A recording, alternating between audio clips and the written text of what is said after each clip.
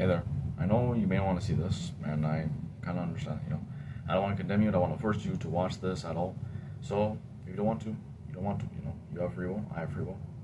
And well, those who do feel like this is a calling, I pray that you stay a little while. At least see what I have to say.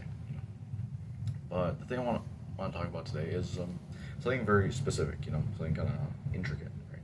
And it's about victory. It's about victory in God's eyes. A lot of us think that victory is over maybe over somebody, maybe over something. Maybe it's victory over death. Maybe it's victory over, maybe eating too much. Maybe you feel like, and again, a lot of us have those like small victories, itty bitty victories. Oh, I didn't eat too much junk food today. That's a win. I didn't quit on my workout mid workout. That's a victory. But man, those victories, those small wins are so minuscule to what God can give us. And I'm not saying that those things are bad. Those things you should not celebrate, because God gives us the will, the power, and the strength to do anything. What I'm saying is that, and maybe you yourself who's seeing this right now hasn't really gotten any victories from God. You feel like no matter what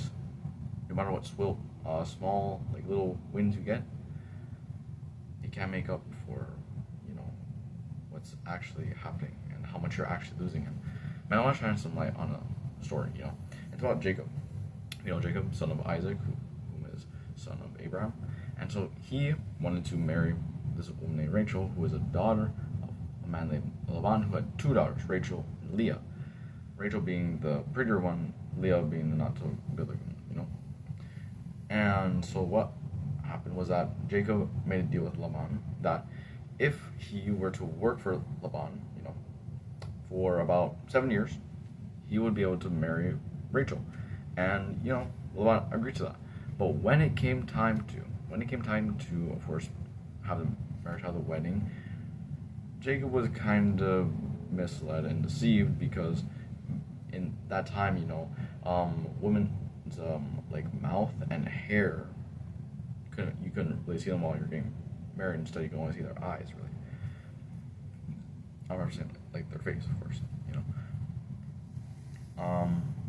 But and so after that, of course, Jacob didn't realize until the next morning, and he had to wait another 7 years of labor. He was also faithful in this time. In these 14 years that he had to work for Rachel, and Leah, he ended up with what he wanted. But then, to get his wages, well, he has to wait and work another 6 years. And the thing is that his wages in those like 6 years changed 10 times. Can you believe that? Imagine like hearing that, like your manager saying, "Oh yeah, man, so like actually you're gonna be paid less. Actually, oh no, actually you're gonna be paid more. Actually no, you're gonna be paid kind of normal, but a little bit less." I can get why like Jacob was kind of like tired at this point, And the thing is that Jacob always felt like he was losing, no matter what happened, no matter what good little thing happened, no matter if he got his wages or he got the wife that he wanted, he still couldn't find any victory in it. He couldn't see any victory. The thing is that Jacob was then given more victory than anybody else. And even says in Psalms, I was reading it today, is that David says, "You are my king and my God, who decrees victories for Jacob." And it is in Psalm 44, verse 4.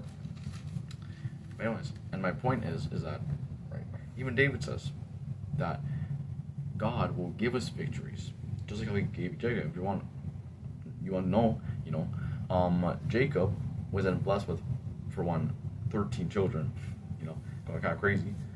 But and then it says that when it came time to get his wages, what he was supposed to be paid, even if, like, let's say Laban said, "Oh, all the speckled would be your wages," then all would birth speckled. If he said all like normal and clean would be his wages, then all of them were birthed clean. And that's the thing, man. Look at that. Jacob had to labor 20 years, was still faithful to God, was deceived, and got his wages changed so much. And so, man, like, but again, just like in Jacob's situation, man, we just gotta hold on to faith. We just gotta hold on to God and trust that God has it under control. Because just like Jacob, of course, was probably tired, like disappointed at times, stressed out probably. But even through all that losing, there was winning and there was victory in the end. And man, maybe this feels like you. Maybe you feel like right now, man, even though we had like these small victories, not like Jacob, I just don't feel it. I don't think God's at all there for me. I don't think God actually wants me to at all feel like I'm winning. And of course He does. Why wouldn't He? Why wouldn't He? He may humiliate you, maybe. Maybe He'll give you a victory, but then to humiliate you, so that you do not get prideful and that your ego doesn't skyrocket to the moon. And I've been in those situations also. But again, what I'm saying is that sometimes you have to wait. You have to wait for the victory. Right? You have to wait for God to give you that victory. You just gotta stay faithful, man. You just gotta stay with God and have faith that God is the one to give victories over sin, over our stresses, over our anxieties, over our family problems, maybe, whatever it may be. Just to trust God and that He will give us victory overall. At the end, we will be the winners. The righteous will be lifted up to heaven with the Son and the Father. And at the wicked, we'll lose ultimately. They'll be dropped down, into the fire pits of hell.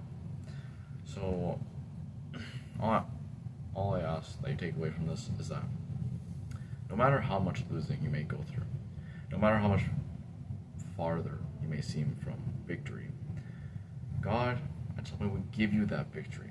He may humiliate you, yes, like how He did David. At some point he felt like God was suddenly sort of like against him in a way. But even through all of that, we must stay faithful, so that in the end, we will be the ones to win. We as the righteous, as the faithful, as the children of God, may be the ones to win. And when what? Eternal life with God. That we will be given victory in this world and in the next. And that's all I